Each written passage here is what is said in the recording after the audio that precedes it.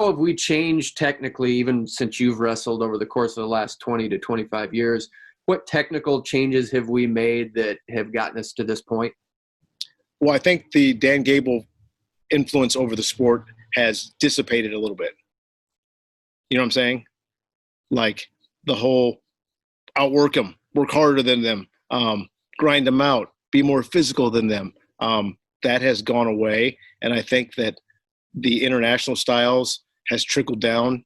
And so we see that that doesn't work as well on the international level.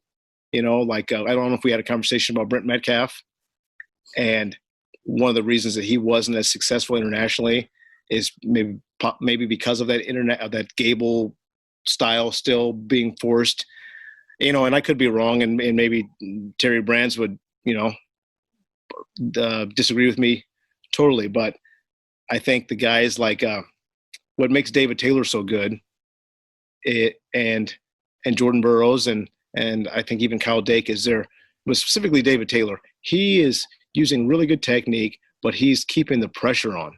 But it's with good solid leg attacks. It's not like trying to beat you up.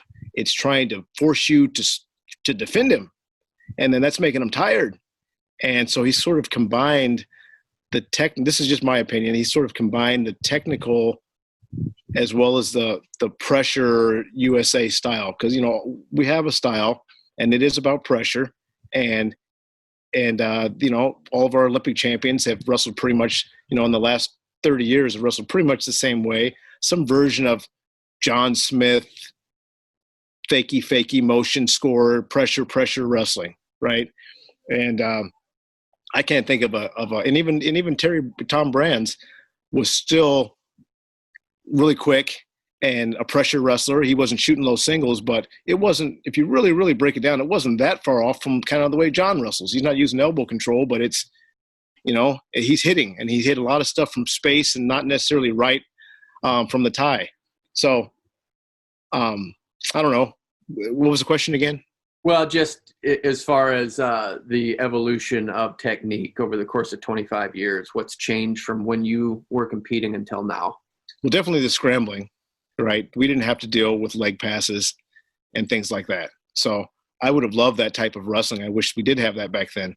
I think, you know, if I go back and watch old film, you can see how many leg passing opportunities are there all the time that we just didn't know or feel or see. And at the same time, I think that stuff's going away too. I think the leg passing is going away.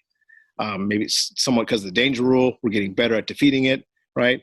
But that's definitely an evolution. I think all the leg attacks have gotten better. You know, there's better setups. There's better ways to penetrate. There's definitely better finishes. One of the things that I'm, you know, been talking about the last couple of years is the collar tie.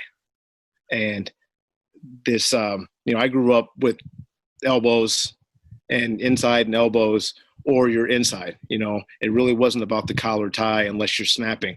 And now if I watch some of the best college guys, and obviously the best international guys, Americans or not, they're trying to go control the collar.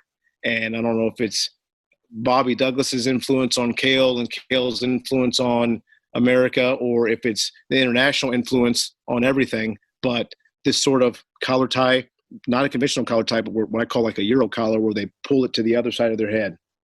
And so they're starting, if you just really pay attention, you'll see a lot of this where guys collar and pull it over here, and then they're starting their attacks from there. As you adjust and come back to singles, they can go over the head this way, they can come underneath this way. So the collar tie, I give you some evidence too. If you watch the Oklahoma State Penn State duel from, I think it's 2 years ago, and Oklahoma State had like 9 ranked guys in their lineup, and Penn State came through and just waxed them. And you would think, well, if I'm going to wrestle a cowboy, I don't want to go to the collar, right? They're going to take my elbow and they're going to score. Well, they were on the collar all day, and only person to score was Cade Brock, okay, off the elbow. And aside from that, not one score in the whole duel did Oklahoma State get off the elbow control. And I'm going, well, there's proof right there. Collar tie is better than elbow control. It's better. It's better than elbow control. I love elbow control, but this is better. And, like I told my son, that's good, but there's better. It's good. There's a better way to do it. So I don't know. That's my take on kind of like standing neutral wrestling, like the collar tie. You better get on it and learn how to clear it as well.